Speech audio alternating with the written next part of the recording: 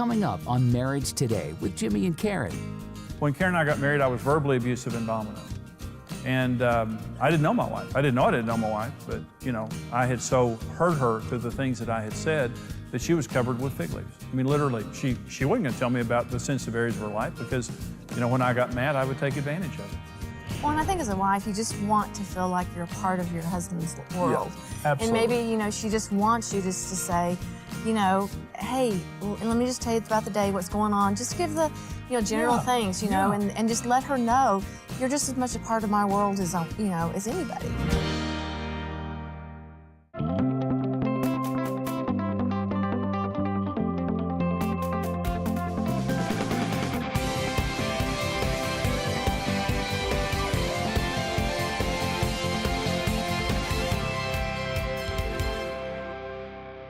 One of the most important things that we understand related to marriage is there are laws. And a lot of times people are fearful of marriage because they don't understand that there are laws associated with it. Now, I'm a pilot. I'm a licensed pilot. I got my pilot's license last year. My family will not fly with me yet.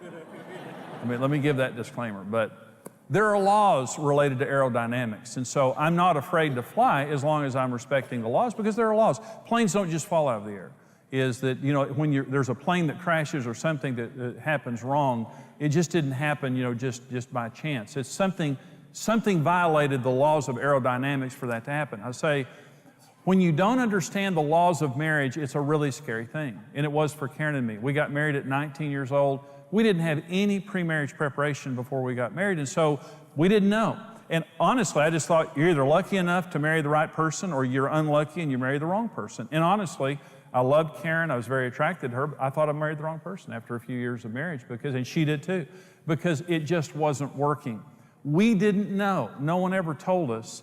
We were violating every law of marriage. And so some of you watching right now, you love each other and God put you together, but you may be frustrated, you may be discouraged, you may be fearful because you've failed before in marriages, or you feel like you're failing now and you don't know what to do.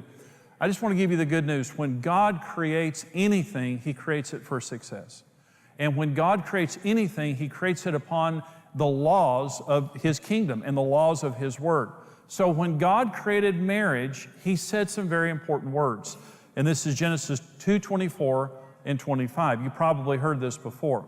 It says, "Therefore a man shall leave his father and mother, and shall cleave to his wife, and they shall be one flesh, and they were both naked, the man and his wife, and they were not ashamed." Now, I had heard that scripture read, and I'd heard it at marriages and weddings and things like that, but I never knew that those were the 4 foundational laws of marriage, and that everything, God created marriage, and He spoke those words, and when He spoke those words, He created a foundation for marriage that would ensure that every marriage could succeed. Now, listen to what I'm about to say. You have a 100% chance of success in marriage.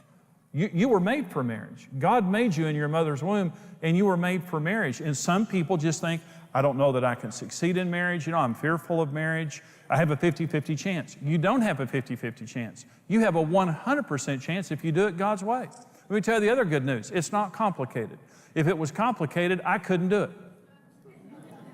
God doesn't use me to do this because I'm special. God uses me to do this because if I can do it, anybody can do it. It's simple.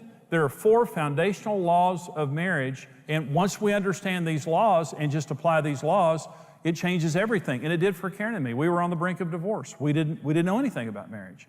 But once we begin to practice the 4 foundational laws of marriage, first of all, it tells you what to do. Secondly, when you start having problems, it tells you we're having problems because we're violating one of these laws of marriage. So God created marriage to share everything. He says they too shall become one flesh. For this cause a man shall reprioritize his life.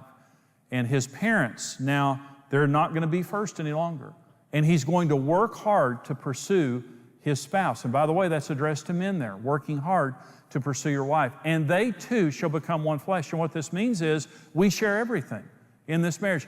And this is going to sound like kind of a simplistic statement. Marriage is about sharing. It doesn't matter if you have kids in common. It doesn't matter if you share the same house. It doesn't matter if you share a checkbook. Do you share life? Marriage is about sharing. And when the Bible uses the term for intimacy in marriage, it says one. Now here's what this means.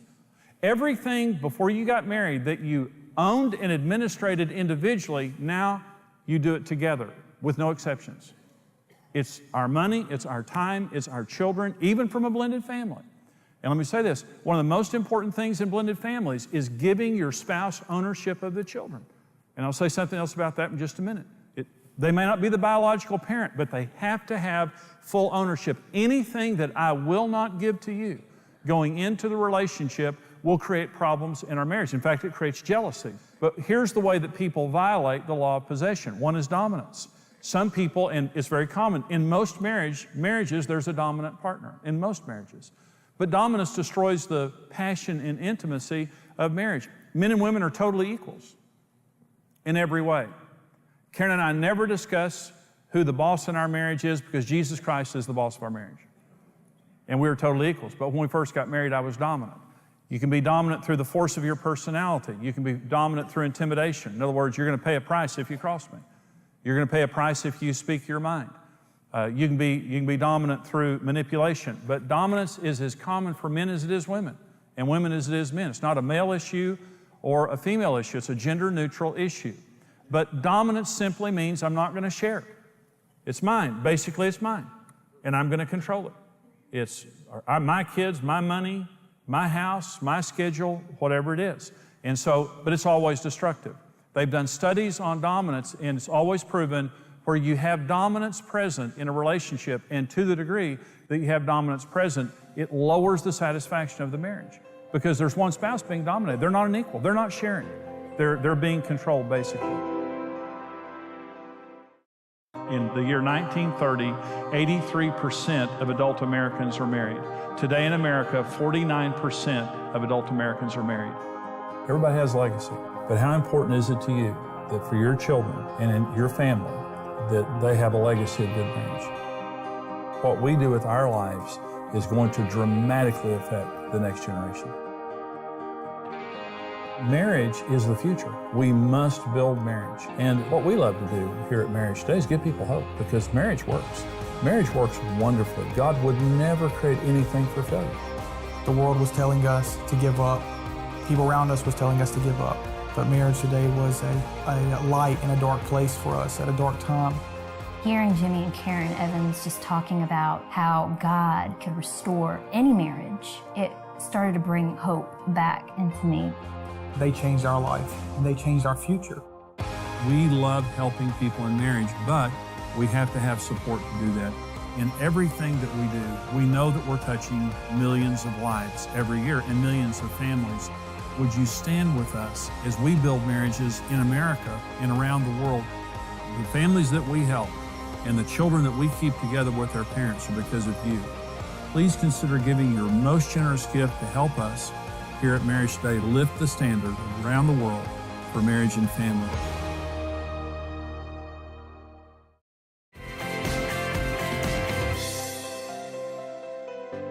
Another problem with the law of possession is independence, is that I'm just going to do my own thing. I counseled a couple one time, and she said, well, he goes to that side of the house, and I go to this side of the house.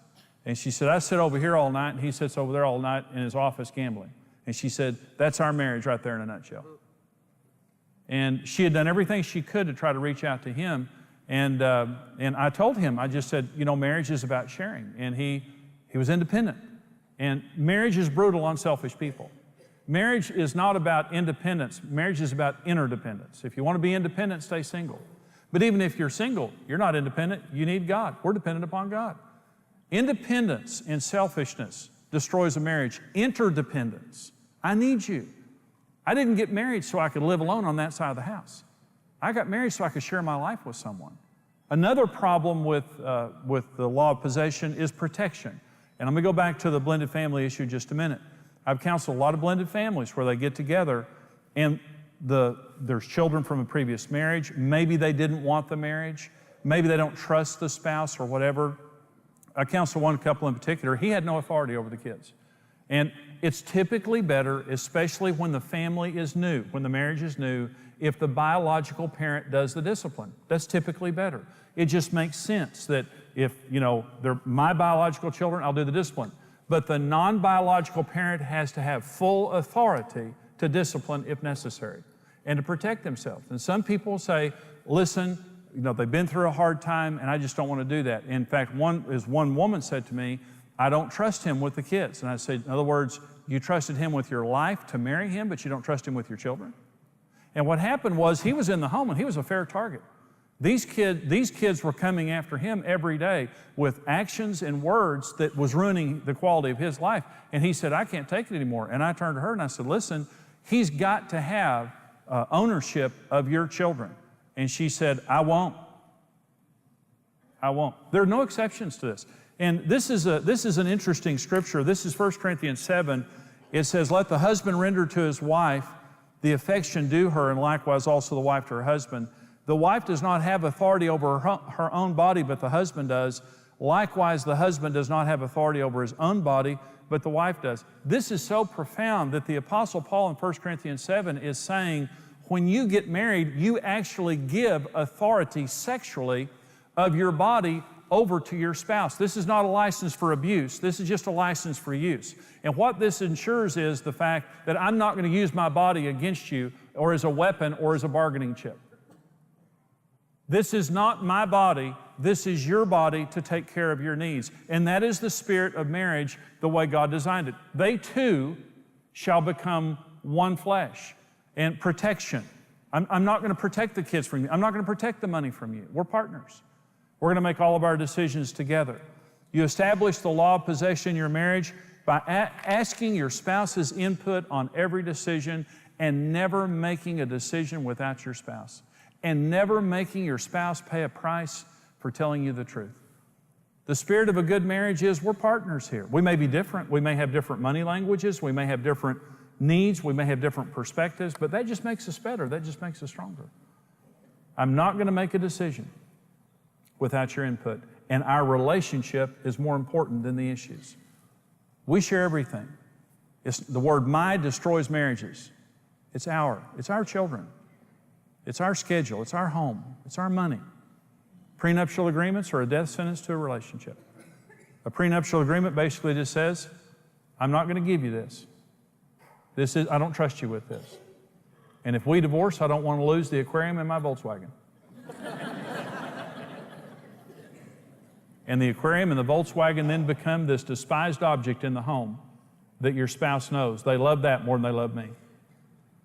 You say, well, what if we get a divorce? It's going to hurt really bad and you're going to lose a lot. So you better work at your marriage.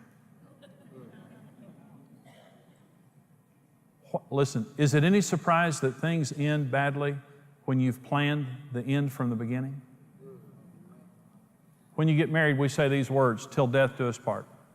We're going to work hard at our relationship, and we're going to learn about marriage because this is till death do us part. We're going to be happy, or we're going to be two old, miserable people. But we're not getting out of this thing. We're going to stay committed to it. There's one other law of marriage, it's the law of purity. It says the man and his wife were both naked and unashamed. And this is before the fall. This is before sin entered the Garden of Eden. Isn't it wonderful that God, by the way, the word Eden means pleasure and delight. God created marriage in a place that means pleasure and delight. And He created Adam and Eve naked. Isn't that phenomenal? Isn't that just great? They were naked. I mean, you think about how God created marriage, it was great. And so they were naked until the fall. And you remember after the fall, the first thing that happened is they put on fig leaves. And they began to hide from each other. Now listen, they put the fig leaves on their genitals, which are the areas where you're different and you're most sensitive. Those are the most sensitive areas of your body. Well, what's the point? When you're living your marriage in purity, you can expose your differences and you can talk about all the sensitive areas of your marriage without a problem. But when you have sin in your marriage and you're sinning against each other, you cannot trust each other and you have to hide your differences and your sensitivities. When Karen and I got married, I was verbally abusive and dominant. And I didn't know my wife. I didn't know my wife, but I had so hurt her through the things that I had said that she was covered with fig leaves. I mean, literally, she wasn't going to tell me about the sensitive areas of her life because, when I got mad, I would take advantage of it. And I was just insensitive. When I repented in living in purity, the law of purity just simply means this: I have to be careful about what I do because everything I do affects you. And when I make a mistake, I have to take responsibility for it. Those are two things I didn't do. I wasn't careful, and I'd never said I was sorry. And I didn't know my wife. We didn't have intimacy. We had sex. She was good about meeting my sexual needs, but we didn't have any intimacy in sex because we didn't know each other. We didn't talk on any deep level. I went to Karen and I asked her for her forgiveness when I hung my golf clubs up and when the Lord began to change my heart. I asked for her forgiveness, and she forgave me. And she said, Jimmy, you really wounded me with your mouth. And I said, I understand that, Karen. I said, I'm sorry, and I ask you for forgive me. And so the fig leaf started coming off her. And she began, it didn't happen overnight, but after several weeks and several months, I noticed that she began to tell me things that I didn't know. And one day she was talking to me and she told me something, and I said, well, how long has that been going on? She said, well, years. And I said, well, why didn't you tell me that before? And she said, I couldn't trust you. But today the sister's naked. And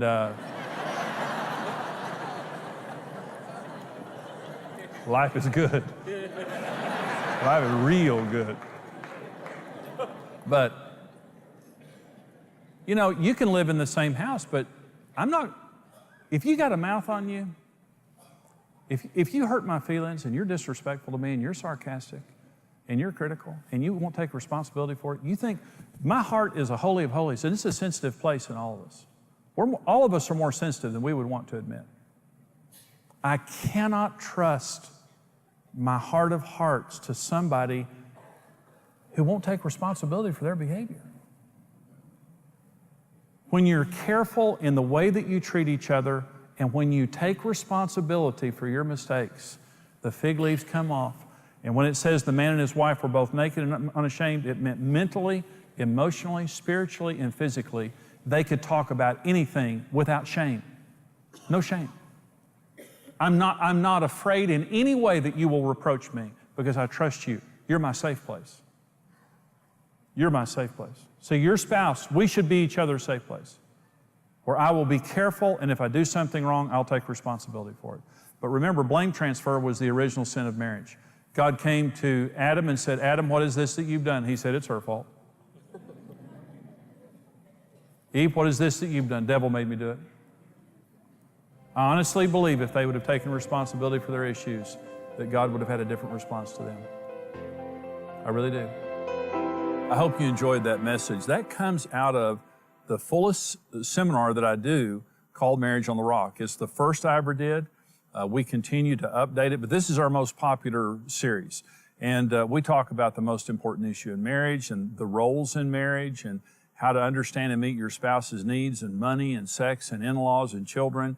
And all of those kinds of things are in the Marriage on the Rock series. And so we want to put this into your hands. As you support us here at Marriage Today, we go all over the world helping people to succeed in marriage and family relationships, and we need your financial help. And as you give a gift of any amount today to support us here, we want to give you the CD single, The Most Important Issue in Marriage. And it is the most important issue in marriage. And many people who fail in marriage fail simply because they don't understand this issue. And they're set up for failure from day one. We want to give you this CD single for your gift of any amount to bless you.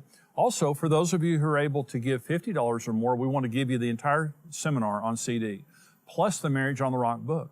For those of you who can give $110 or more, and I know that's a lot, but this is something that can change not just your marriage and not just your family, but your marriage and family for generations. This is an investment in your marriage and family.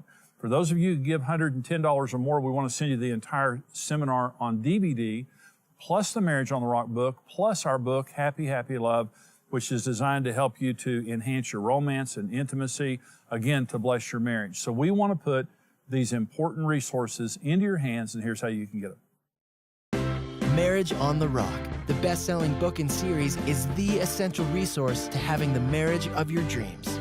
Through this power-packed series, marriage expert Jimmy Evans will show you how to deal with real-life challenges and offer easy-to-understand solutions that will transform your relationship.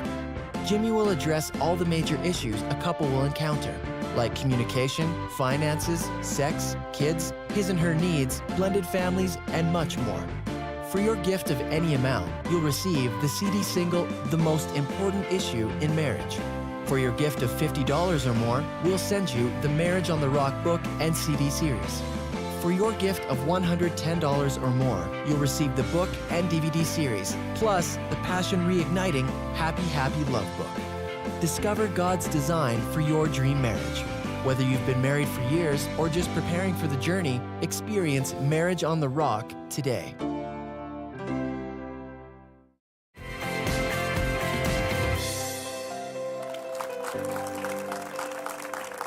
You know, this program is on the 4 foundational laws of marriage. We're talking about the 2 laws, the one of possession and one of purity. These are laws from Genesis chapter 2. When God created marriage, this is what He spoke over the marriage relationship that created the universal laws of marriage. And Karen, what that means is no one's the exception. You follow these laws, marriage is wonderful. You break these laws, it'll break you. And we broke all 4. When we first got married, we were doing everything wrong. Thank God that we found this truth out, and it transformed our marriage. I agree. So we have some questions for some viewers, Karen. The first person asks, my husband doesn't include me in his business decisions. I feel like he's trying to keep this separate. Aren't we supposed to share everything?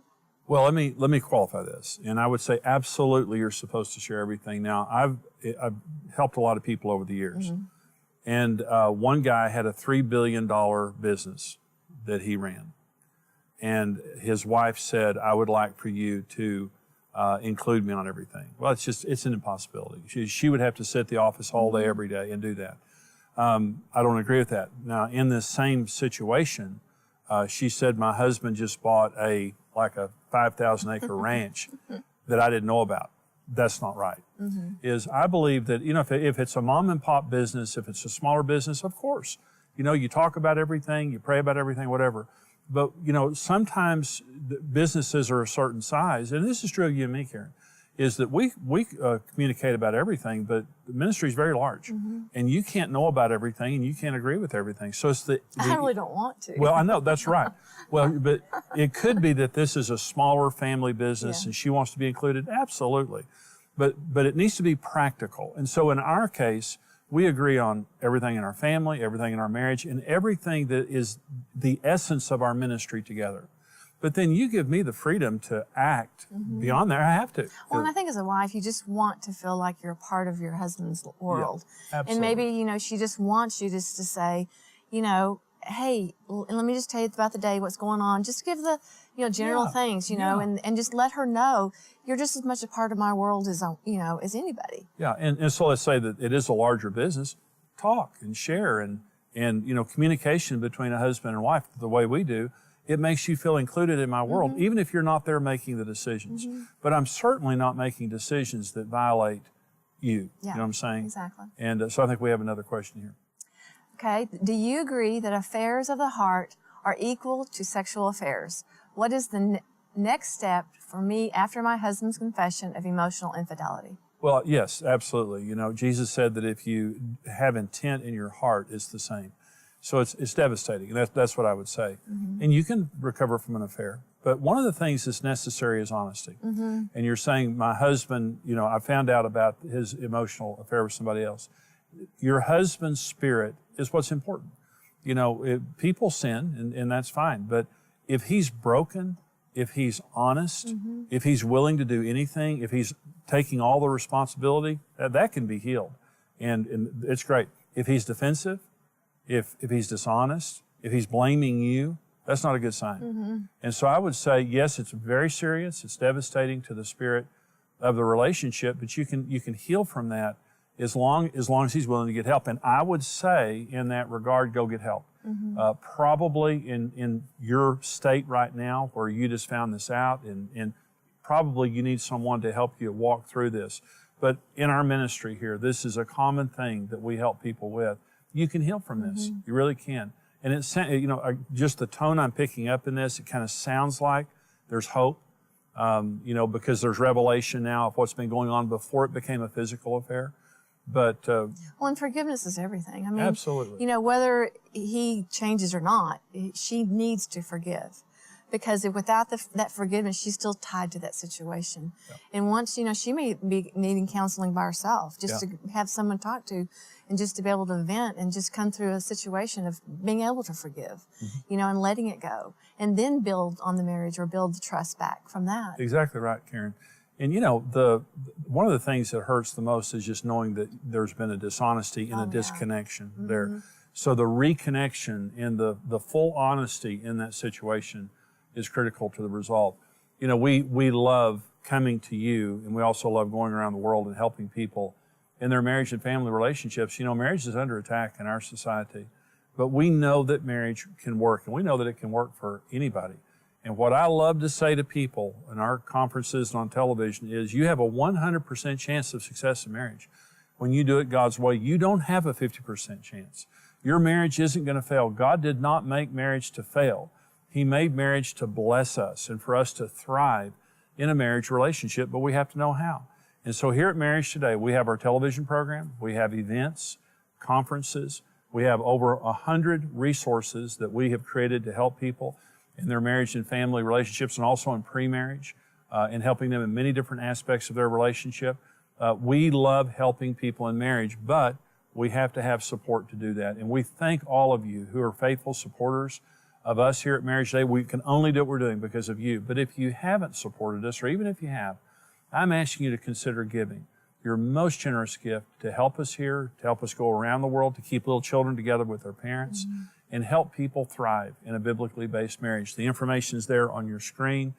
Thank you so much for standing with us. Thank you so much for joining us today. We hope that this has been a blessing to you. We'll see you next time right here at Marriage Today. God bless you. Goodbye. We were made to love. This is who we are. The ones we love, we call family. A bond designed to last a lifetime. Embrace what your family has been set apart to be. Family is forever. We all desire to leave this world better than we found it, to leave a legacy for our children and grandchildren. The journey will not always be easy. There will be struggle, but beyond that struggle, the future is waiting.